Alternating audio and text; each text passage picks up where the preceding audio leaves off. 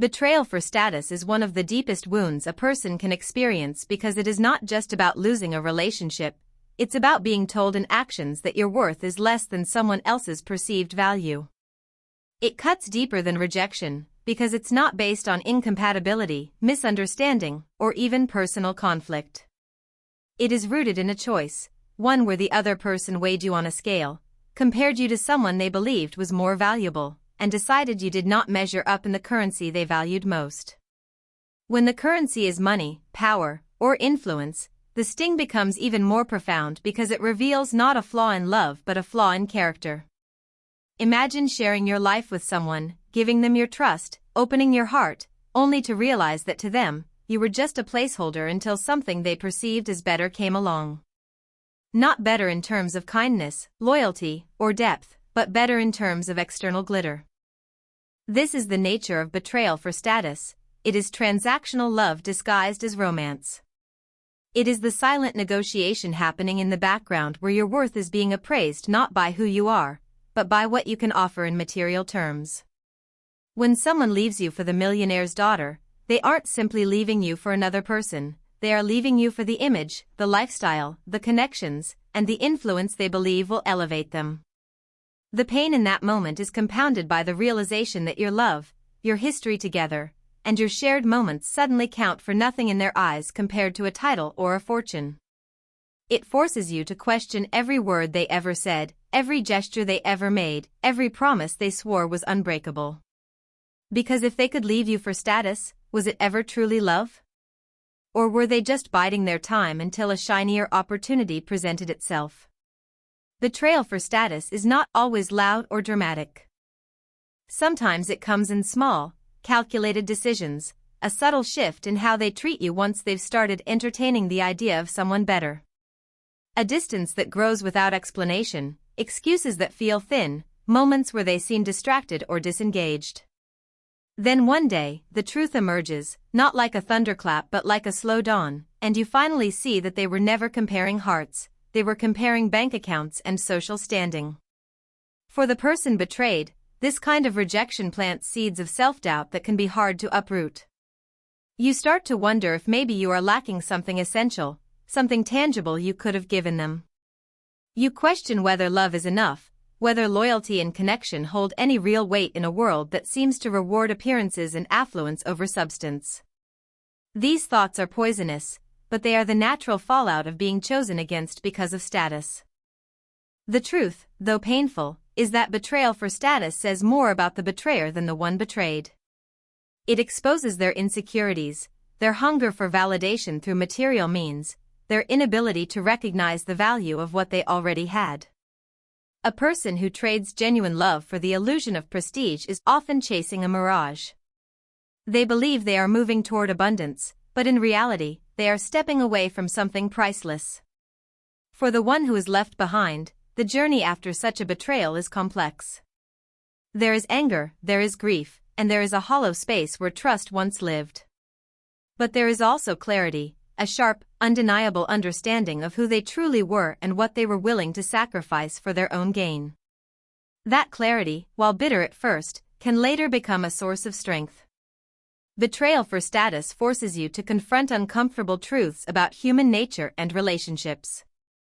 It reveals the fragility of bonds built on anything less than mutual respect and authentic connection. It shows how quickly someone's loyalty can shift when their eyes are set on the glitter of wealth and power. It strips away the illusion that love alone will keep someone by your side if their heart is secretly tethered to ambition measured in dollars and titles. This kind of betrayal can feel humiliating because it is so public in its symbolism. To be left for someone with more visible wealth is to have your worth challenged not in private but in the eyes of society. Friends, acquaintances, even strangers may draw their own conclusions, assuming perhaps that the choice was inevitable because, on paper, the other person outshines you. But what paper cannot record is the depth of loyalty, the weight of history, or the richness of a shared life built together. And yet, in the moment of betrayal, none of that feels like it matters, because they chose status over substance. When someone you love trades your shared world for an imagined better life, you are left holding not just the memories but the insult, the knowledge that in their mind, you were replaceable the moment an opportunity with higher social currency arrived. That is the heart of betrayal for status. It is not just losing someone, it is losing them to a value system you cannot and should not compete with. It is realizing that they were never truly yours, because their loyalty was always contingent on what they could gain from the relationship. It is watching them walk away, not because they stopped loving you in a genuine sense, but because their definition of love was always tied to the ladder they were trying to climb. Building my own empire began as an act of survival, not ambition. When the person you trusted most chooses someone else for their money and connections, the blow doesn't just hurt, it shakes your entire sense of stability. In the aftermath, there's a moment where you stand still, surrounded by the pieces of the life you thought you were building together, and you realize no one is coming to save you. The only way forward is to become the person who doesn't need saving. That realization was the spark that lit the fire inside me, a fire that would drive me to create something far greater than the life we once planned.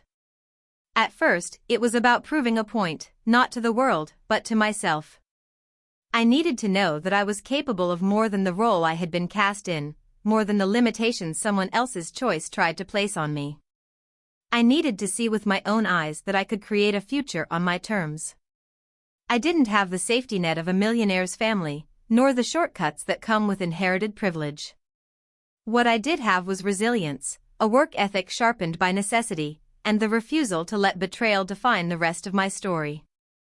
The road to building an empire was not glamorous in the beginning. It was long nights, early mornings, and endless learning curves. It was taking jobs that didn't pay much just to gain skills I knew I would need later.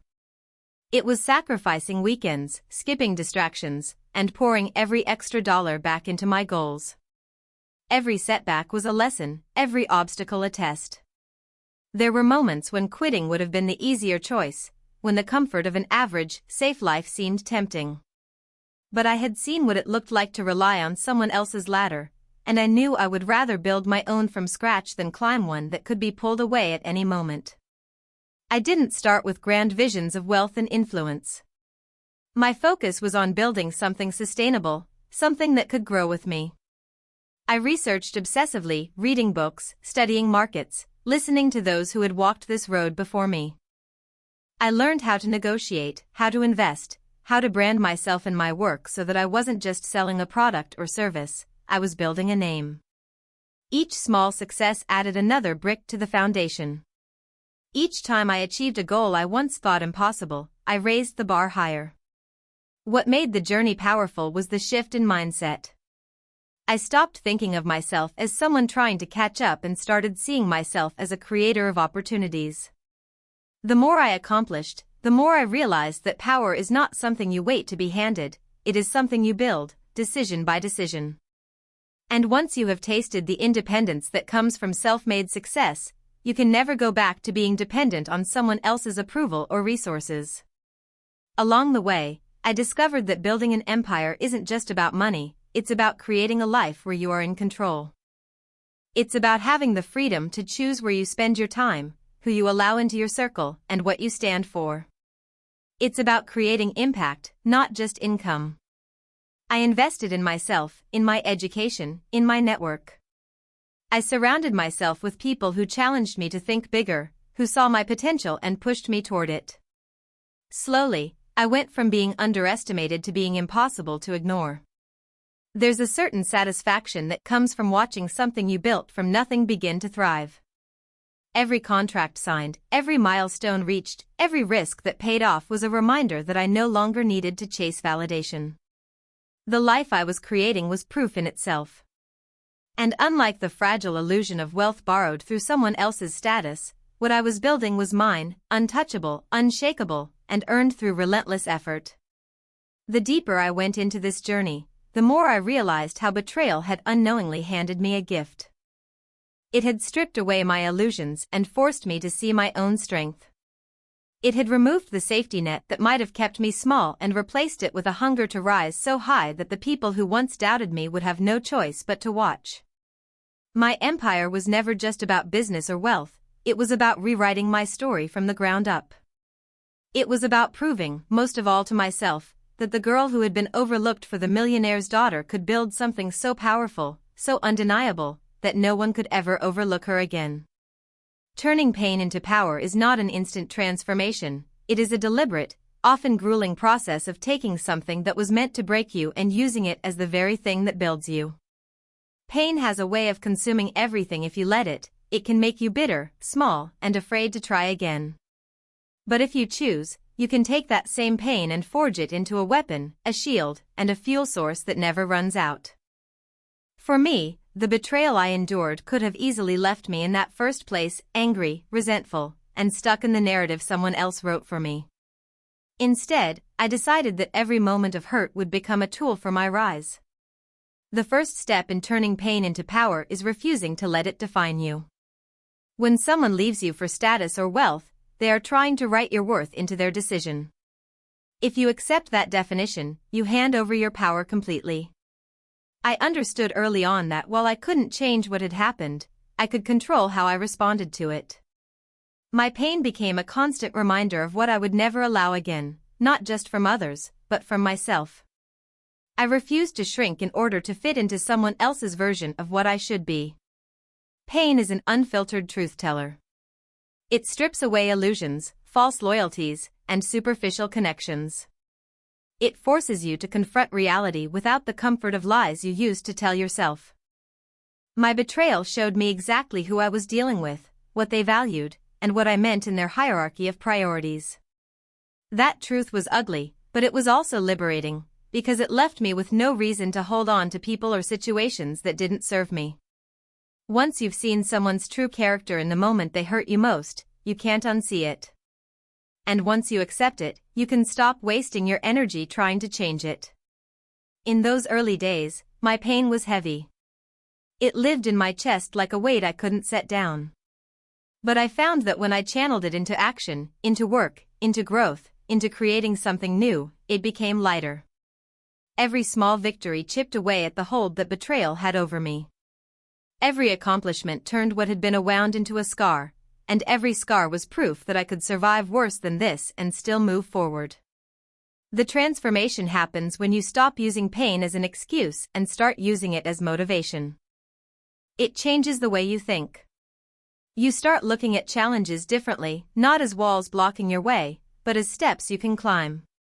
You stop needing validation from the person who hurt you, because you start validating yourself through what you achieve.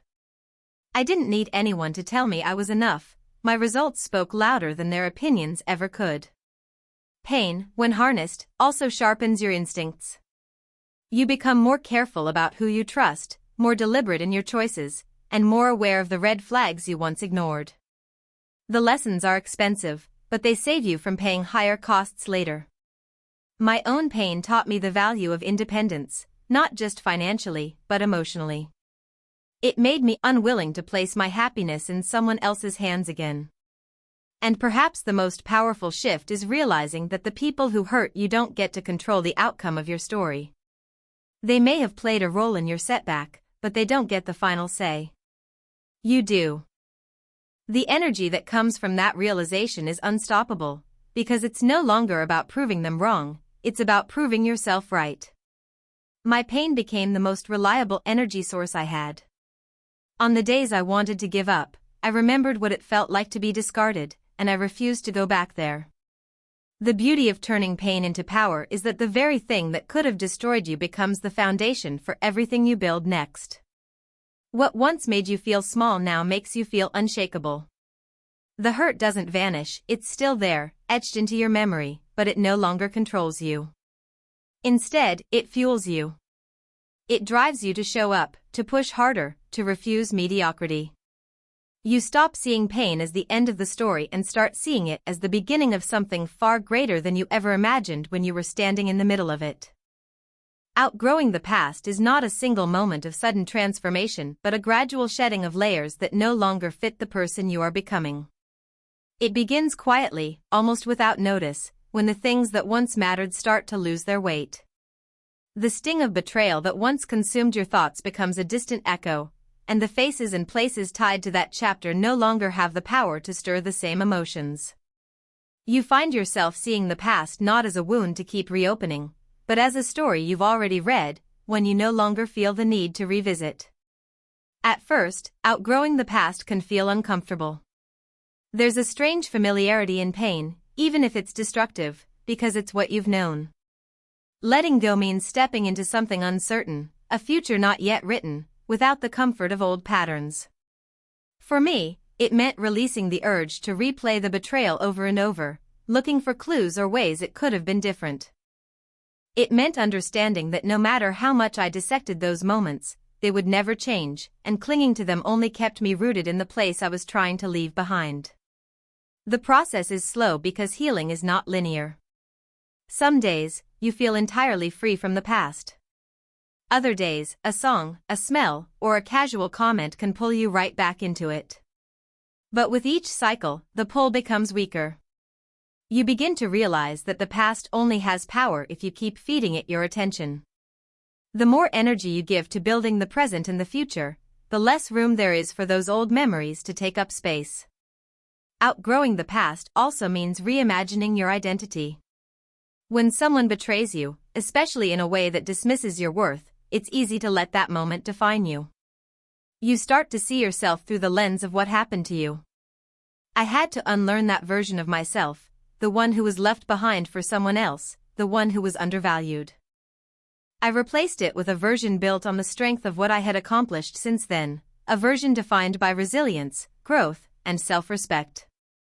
This shift doesn't happen by accident. It takes conscious effort to stop associating your value with someone else's choice. It takes deciding, over and over, that you will not let the past dictate your next move. For me, it meant surrounding myself with people who saw me for who I was becoming, not for who I had been in that painful chapter. It meant pursuing opportunities that challenged me, even when fear tried to convince me I wasn't ready. Each new step forward made the past seem smaller in comparison. There's a moment in this process when you catch yourself no longer feeling the same way about the people involved in your past. The anger fades, the desire for revenge disappears, and you realize you simply don't care in the way you once did. That's when you know you've outgrown it, not because you've forgotten, but because it no longer fits the life you're building. It's like wearing clothes from years ago. They may still exist in your closet, but they're no longer part of your style. Outgrowing the past also requires accepting that some questions will never have satisfying answers. Why they did what they did, how they justified it, whether they regret it, these things lose their grip on you when you understand that they don't actually matter anymore. What matters is who you are now and who you are becoming. When you stop chasing closure from someone who could never give it, you free yourself to create your own form of closure through growth and self-assurance. The final shift in outgrowing the past comes when you start viewing it as a stepping stone rather than a stumbling block. You begin to see how every disappointment, every heartbreak, every detour shaped the person standing here now. Without those experiences, you might never have found the strength to demand more from life, from yourself, from the people you let into your circle. And while you wouldn't choose to go through that pain again, you can acknowledge that it was part of what pushed you to become someone who refuses to settle for less than she deserves. Success as the ultimate response is not about revenge in the loud, dramatic sense that movies often portray. It is about building a life so complete, so fulfilling, that the people who doubted you, underestimated you, or walked away from you become irrelevant. It's a quiet, undeniable statement that says, without a single word, that you were always capable, always worthy, and always destined for more than they imagined.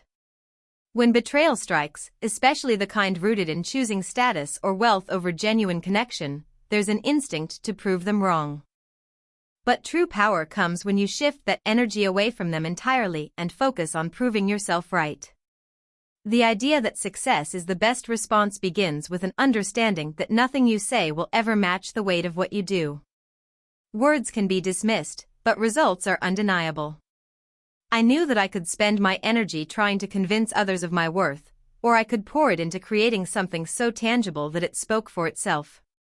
Choosing the second path meant redefining success for myself, not as a way to compete with anyone else, but as a way to set my own standard for what I wanted my life to look like.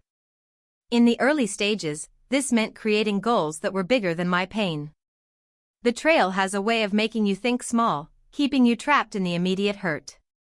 But when you commit to building something meaningful, you force yourself to zoom out, to see a bigger picture where the people who hurt you become small details in a much larger story. For me, that larger story included financial independence, personal freedom, and the ability to make choices without fear of losing stability. Every step toward those goals was another step away from the shadow of what had happened. Success as the ultimate response also means showing up consistently, even when no one is watching. There is no applause in the beginning, no validation to keep you going. The fuel comes from within, from the decision that you will not be defined by someone else's low expectations. It's a long game, requiring discipline on the days when motivation fades and persistence when progress feels slow. But every small win builds momentum, and over time, those wins accumulate into something undeniable. There is a unique kind of power that comes from achieving what others thought you couldn't. It's not about rubbing it in their faces, it's about the deep, personal satisfaction of knowing you did it without them, perhaps even in spite of them. The very things they thought made you less worthy become irrelevant in the face of what you've built. You realize that the qualities they undervalued, your resilience, your work ethic, your vision, were the very tools you needed to succeed. Along the way, the meaning of success shifts. At first, it may be tied to visible milestones, income, recognition, achievements you can point to as evidence. But over time, you realize that the truest form of success is peace. It's the ability to wake up each day knowing you're living on your terms, unshaken by the opinions or actions of those who once tried to define your worth. It's the quiet confidence of knowing that even if they were to see your life now, their opinion would no longer hold any weight, because you no longer need their approval. Another part of making success your ultimate response is refusing to be pulled into comparisons. It's easy to measure your growth against someone else's life, especially the life of the person they left you for.